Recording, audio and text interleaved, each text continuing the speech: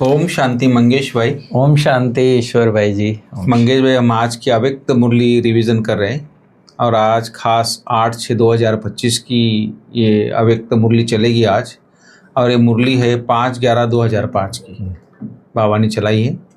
तो बाबा ने खास कहते कि जैसे नहीं बोले आज, जैसे बाप दादा बोलते, जैसे बाबा बोलते कि आज सच्चे दिल से बाप को परिवार के स्नेही बन, मेहमान मुक्त बनने का वायदा करो। मेहनत मुक्त, हाँ। तो और मेहनत मुक्त बनने का वायदा करो और फायदा लो। ये इसकी हेडलाइन ही मुरली क्या है बाबा की, इसी के ऊपर मुरली चलिए कि कैसे सच्चे दिल से और परिवार से कैसे स्नेही बने हम। जो मेहनत है, बाबा बोलता मेहनत से मुक्त बनो आप, बिल्कुल। इसका वायदा बाबा करना चाहते हैं और फायदा लो बोले इसका। बिल्कुल। तो जैसे अव्यक्त मुरली में बाबा बोलते कि आज बाप दादा अपने चारों ओर के श्रेष्ठ स्वराज्य अधिकारी स्वमानधारी बच्चों को देख रहे हैं। दो टाइटल बाबा ने हेडलाइन में दे दिया, स्वमानधारी और स्वराज्य अधिकारी। तो बाबा बोलते कि बाप ने बच्चों को जो अपने से भी ऊंचा स्वमान दिया है, हर एक बच्चों को पाँव से गिरने से छुड़ाकर सर का ताज बना दिया है। जो हर जगह झुकते थे, बिल्कुल नमन करते थे, बाबा बोलता है झुकने से छुड़ाकर सर का ताज बना दिया। तो बहुत बड़ी बात है मंगेश भाई, बहुत बड़ा सम्मान है। जी जी। तो थोड़ा इसके ऊपर आप बताएंगे आज की मुरली के ऊपर डिटेल थोड़ा, कैसे बाबा की क्या लहर है? हाँ जी, हाँ जी। आज तो ईश्वर भाई जी इतना माला माल करने वाला और इतना खजाना अव्यक्त वाणी में दिया है कि सुनते जाओ और समाते जाओ। अच्छा। और स्थिति श्रेष्ठ बनाते जाओ। तो आज 15/11/2005 की अव्यक्त वाणी हम रिवाइज कर रहे हैं, जिसका टाइटल है सच्चे दिल से बाप व परिवार के स्नेही बन, मेहनत मुक्त बनने का वायदा करो और फायदा लो। कायदे में फायदा कहा जाता है ना, तो आज बाबा कहते हैं वायदा और फायदा जी।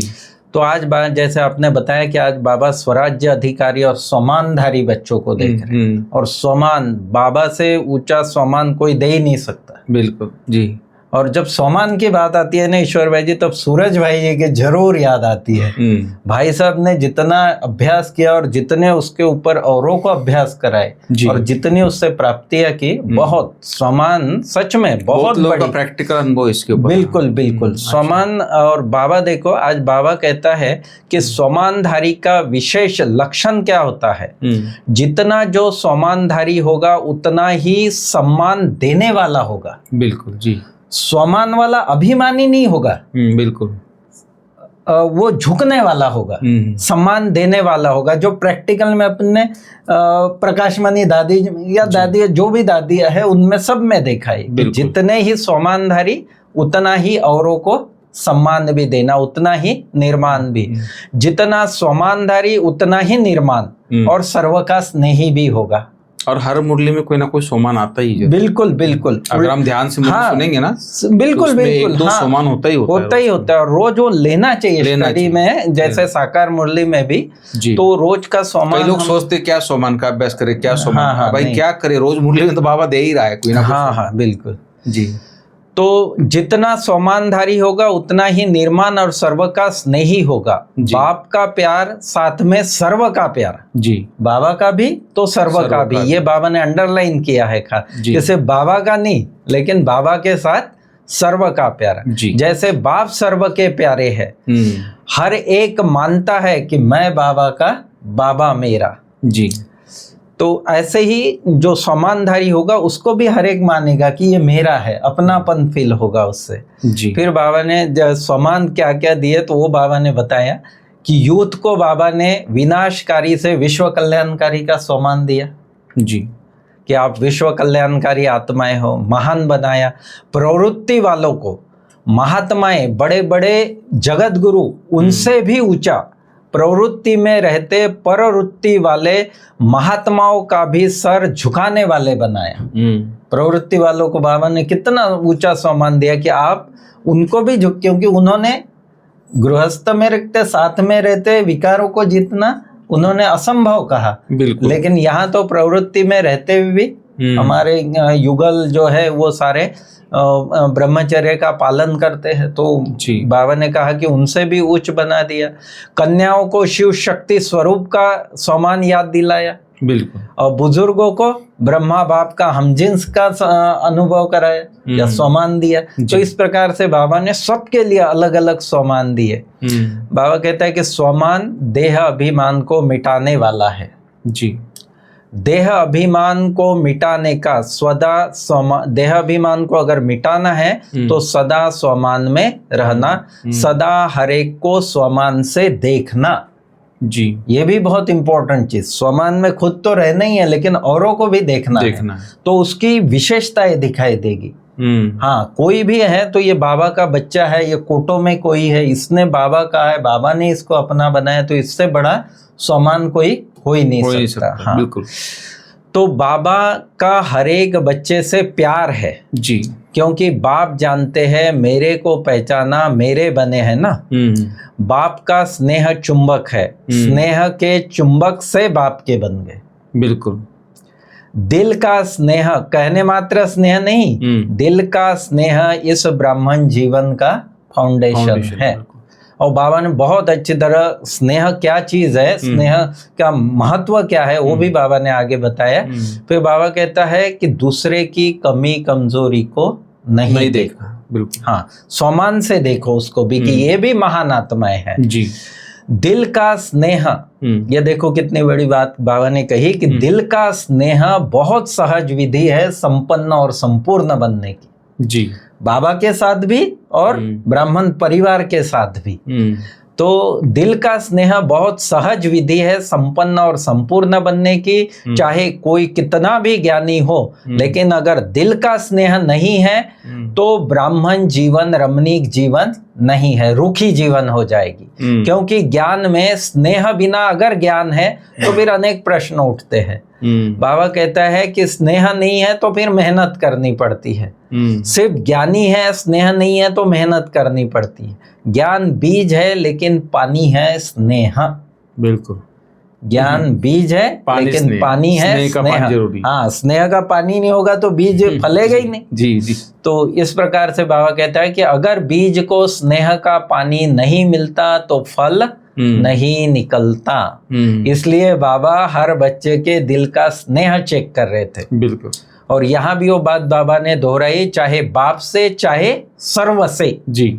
स्नेह जो है चाहे बाबा से चाहे सर्व से, सर्व आत्माओं से। अक्सर करके हम जब नजदीक संबंध संपर्क में आते और एक दो की कमी कमजोरियों को देखते हैं तब ये बात इस सर्व में कमी होती है। हाँ, ये बात होती है। तो बाबा कहता है नहीं, ऐसे नहीं होना चाहिए। क्योंकि बाप दादा ने पहले भी कहा है कि सिर्फ बाप से सर्टिफिकेट नहीं लेना है, ब्राह्मण परिवार से भी सर्टिफिकेट लेना। इसलिए हेडलाइन में बाप और परिवार बोला बाबा। हाँ, ये बात वही। जी। तो बाबा कहते हैं कि सिर्फ बाबा से क्यों बाबा कहता है पता है, सत्ययुग में जो राजधानी स्थापन होगी ना, बिल्कुल, तब सब परिवार वाली जो आत्माएं यहाँ से, वही तो आत्माएं वहां। बिल्कुल बिल्कुल, वही आगे की लाइन में बाबा वही गया। आपस में अगर स्नेह नहीं होगा तो कैसे परिवार? बिल्कुल बिल्कुल, ऐसे कई एग्जाम्पल देखे है ना कि नहीं नहीं हमारा तो बाबा से है, नहीं, लेकिन सत्ययुग में आना ना फिर से संगठन में तो वापस वही। हाँ, वही बात जी। तो बाबा उसको ही कहता है कि बाप दादा ने पहले भी कहा था कि सिर्फ बाप से सर्टिफिकेट नहीं लेना है, ब्राह्मण परिवार से भी लेना है। क्योंकि इस समय बाप धर्म और राज्य दोनों की साथ साथ स्थापना कर रहे हैं। राज्य में सिर्फ बाप नहीं होंगे, परिवार भी होगा। बाप के भी प्यारे और परिवार के भी प्यारे बनो। और प्यारा बनने के लिए ये तो आपको लेना ही पड़ेगा धारणा में कि किसी भी कमी कमजोरी को नहीं देखना। मंगेश भाई, मैंने एक दादियों में देखा जो भी दादियाँ थी, चाहे हम गुलजार दादी को देखा, शांतमन दादी को देखा, बड़ी दादी को देखा, जितनी भी दादियों के संपर्क में आए, हाँ, उनके सामने कोई भी आ जाए, चाहे गरीब हो अमीर हो, कोई भी स्टेट का हो, उनके मन में कभी नहीं होता था नहीं इस स्टेट का है या इसका है या ये गरीब है या साहूकार है, कभी नहीं। इनके नजर में सब समान ही थे। बिल्कुल। और सबके लिए समान प्यार था। वही तो एक बहुत बड़ी विशेषता थी। बिल्कुल। और उसका मूल आधार यही है कि वो समान में, हम लोगों में थोड़ा हो जाता है कभी। हाँ, बिल्कुल। हाँ, ये गरीब है अमीर है, ये सब हमारे मन में थोड़ा आ जाता है मिलते जुलते, लेकिन उनके मन में नहीं था। सब बाबा के बच्चे है, बिल्कुल, और सब मेरे भाई है, सब वर्ष के अधिकारी है सब, यही उनके बुद्धि में राइट होता था। राइट। बहुत बड़ी कितना गरीबों को, गरीब माताओं को और इनको कितना रिगार्ड और कितना प्यार देते थे। हाँ दादी जी बिल्कुल। तो बाबा आगे कहता है कि किसी भी सब्जेक्ट में मेहनत लगती है तो उसका मूल कारण है दिल के स्नेह की कमी। दिल के स्नेह। हाँ, फिर याद, दिल का जिसका स्नेह है, स्नेह माना लवलीन, और जिसका दिल का स्नेह है उसको याद करना नहीं पड़ता, लेकिन याद भुलाना मुश्किल होता है। मैं समझता हूँ ये संस्था का जो आधार है स्नेह है ना, इसके आधार से ये संस्था इतनी बड़ी बिल्कुल बिल्कुल लेवल पे गई है हाँ, आज की डेट में। राइट, और हर कोई बलिदान करना चाहता, माना हर प्रकार से सरेंडर हो जाता है बिल्कुल सेवा में भी। राइट, ये बात राइट बात एकदम जी, कि स्नेह ही उसका मूल आधार है जी। अगर मेहनत करनी पड़ती है, बाबा आगे बताता है कि अगर किसी भी बात में, पुरुषार्थ में, चाहे संस्कार मिलन, अगर कहीं भी मेहनत करनी पड़ती है तो बाबा कहता है दिल के स्नेह को चेक करो जी, कहाँ लीकेज तो नहीं है। लीकेज, और लीकेज में देखो बाबा ने क्या क्या बातें कही। बाबा कहता है चाहे लगाओ, चाहे कोई व्यक्ति से, चाहे व्यक्ति की विशेषता से, चाहे कोई साधन से, सेल्वेशन से, तो बाबा कहते हैं ये सारे जो लीकेज है इसको चेक करो। कहाँ भी लीकेज होगी तो सदा जीवन में किसी भी कारण से संतुष्टता की अनुभूति नहीं होगी। ये सही बात है। हाँ, अगर लीकेज है तो संतुष्ट नहीं कहीं ना। हाँ, कहीं भी लीकेज हो, बिल्कुल बिल्कुल, चाहे वो लगाव झुकाव वाला सेवा। संतुष्टता का मतलब ही भरपूरता। हाँ हाँ, और भरपूर वही रहेगा जो लीकेज नहीं होगा। हाँ हाँ हाँ, लीकेज नहीं तो भरपूर है। अगर कहीं भी खाली है, चाहे धन की भी कमी, तो संतुष्ट नहीं, माना कहीं भी कोई चीज की कमी होती है ना, तो व्यक्ति अस्थिर रहता है, संतुष्ट नहीं रहता है उस चीज में। फिर बाबा कहता है कि जहां संतुष्टता होगी उसकी निशानी सदा प्रसन्नता होगी। सदा रूहानी गुलाब के मुआफिक मुस्कुराता रहेगा, खिला हुआ गुलाब, मूड ऑफ नहीं होगी, सदा डबल लाइट। तो समझा, ये तो मैं समझता स्लोगन लिख लेना चाहिए अपने, कहीं भी जगह पे जा रहे थे कि भाई कहीं भी लिखे जो संतुष्ट नहीं रह सकता है। हाँ बराबर किसी भी प्रकार जी। तो बाबा ने देखो संतुष्टता के ऊपर भी बाबा ने कितना अच्छा कि जहाँ संतुष्टता होगी वहाँ प्रसन्नता होगी। हाँ। फिर सदा रूहानी गुलाब के मुआफिक मुस्कुराता रहेगा, खिला हुआ रहेगा, मूड ऑफ नहीं होगा, डबल लाइट रहेगा। तो समझा, बाबा कहते हैं मेहनत से बच जाओ। कितनी बड़ी बात। हाँ, पूरा कलब बाबा कहता है मेहनत ही करते आए हो द्वापर युग से, जब से भी आधा कलब से, तो अभी बाबा को बच्चों की मेहनत अच्छी नहीं लगती। तो आज बाप दादा सभी को, चाहे सम्मुख बैठे चाहे दूर बैठे भी, बाप के दिल में बैठे हैं, सभी को आज के दिन मेहनत मुक्त बनाने चाहते हैं। गुड, कितना बाबा का हमारे से प्यार है और कितना स्नेह है कि बाबा कहते हैं बच्चों को मेहनत मुक्त बनाने चाहते हैं बाबा। वायदे का फायदा नहीं उठाते हैं। जो मेहनत, बाप समान बनेंगे, हमने वायदा किया कि बाबा आप समान बनेंगे और आपके साथ साथ ही चलेंगे। तो बाबा कहते हैं इस वायदे का फायदा नहीं उठाते। वायदा बहुत जल्दी कर लेते हो, लेकिन फायदा उठाने के लिए फिर बाबा ने एक ट्रिक बताई कि बाबा कहता है फायदा उठाने के लिए रोज एक तो रियलाइजेशन करो और दूसरा रिवाइज करो। रिवाइज और हाँ, हम वायदा कर लिया, हमने कोई प्रतिज्ञा भी कर ली, फिर 4-8 दिन में हम भूल जाते हैं। लेकिन बाबा कहते हैं नहीं, उसको बार बार रियलाइज भी करो और रिवाइज भी करो। वायदे को रोज रिवाइज करो, क्या वायदा किया है। और उसके लिए भी बाबा ने खास कहा कि अमृत वेले का टाइम जो होता है या उसके बाद जो पीरियड रहता है उसमें आप थोड़ा चिंतन करो और रिवाइज करो अपने इसको जी। फिर मीटिंग वालों से बाबा मिला। अच्छा, तो हाँ, इसमें भी बाबा ने बहुत पावरफुल धारणा की बातें दी। बाप दादा सिर्फ एक शब्द चाहता है, सिर्फ एक शब्द, पूरे ज्ञान का सार जैसे, या धारणाओं का सार, या शक्ति संपन्न बनने का सार जो है, बाबा कहता है बाबा सिर्फ एक शब्द चाहता है, सफल करो, सफल बनो, सफल करो, सफल बनो। जो भी खजाने हैं, शक्तियां है, संकल्प है, बोल है, कर्म भी शक्ति है, यह समय भी शक्ति है, खजाना है, सबको सफल करना है। संकल्प, बोल, कर्म, समय, श्वास, संकल्प, बाबा कहते हैं ये सारे खजाने सबको सफल करना, सबसे बड़े खजाने हैं। हाँ, चाहे स्थूल धन चाहे अलौकिक खजाने, सबको सफल करना है। सफलता मुहूर्त का सर्टिफिकेट लेना ही है। सफल करो और सफल कराओ, सफल करो और सफल कराओ। अगर कोई असफल करता है, ऐसा कुछ होता है, अपने को दिखाई देता है, तो बाबा ने इतनी इंपॉर्टेंट बात कही वर्तमान समय के अनुसार कि बाबा कहता है तो बोल द्वारा, शिक्षा द्वारा नहीं, बोल की शिक्षा द्वारा नहीं, लेकिन अपने शुभ भावना, शुभ कामना और सदा शुभ सम्मान देने द्वारा सफल कराओ। बिल्कुल। माना उसकी कोई कमी कमजोरी भी है जो उसके आड़ आ रही, तो बाबा ने कहा डायरेक्ट ऐसी शिक्षा नहीं दो उसको। जी। बाबा कहता है अपना सिर्फ शिक्षा नहीं दो, लेकिन अगर शिक्षा देनी भी पड़ती है तो क्षमा और शिक्षा, जिसके ऊपर पिछली मुरली, पूरी मुरली इस पर चली। जी बिल्कुल, कि क्षमा का स्वरूप बनकर शिक्षा दो। बिल्कुल, तभी असर भी होता है। हाँ, तभी असर और रियलाइज भी करता है सामने वाला। अगर शिक्षा देनी भी पड़ती है तो क्षमा और शिक्षा, क्षमा रूप बनकर शिक्षा दो। मर्सीफुल बनो, रहमदिल बनो। आपका मर्सीफुल रूप अवश्य शिक्षा का फल दिखाएगा। बिल्कुल। और यहाँ बड़ा बाबा ने एग्जाम्पल सटीक दिया है कि बाबा कहते हैं साइंस वाले जैसे डॉक्टर भी ऑपरेशन करते हैं तो कोई नींद की गोली या टिंचर वगैरह ऐसा सुला देते हैं, तो उससे उसको पता नहीं चलता है, इतना बड़ा ऑपरेशन भी होता है। तो बाबा कहते हैं ऐसे ही आप भी पहले मर्सीफुल बनो, फिर शिक्षा दो तो प्रभाव पड़ेगा जी, फिर उसमें परिवर्तन बिल्कुल होगा। तो इस प्रकार से इतनी धारणा युक्त कि स्वमान में रहना है, सम्मान देना है। फिर बाबा ने कहा कि बाबा से स्नेह है, स्नेह ही इसका मूल आधार है ज्ञान का।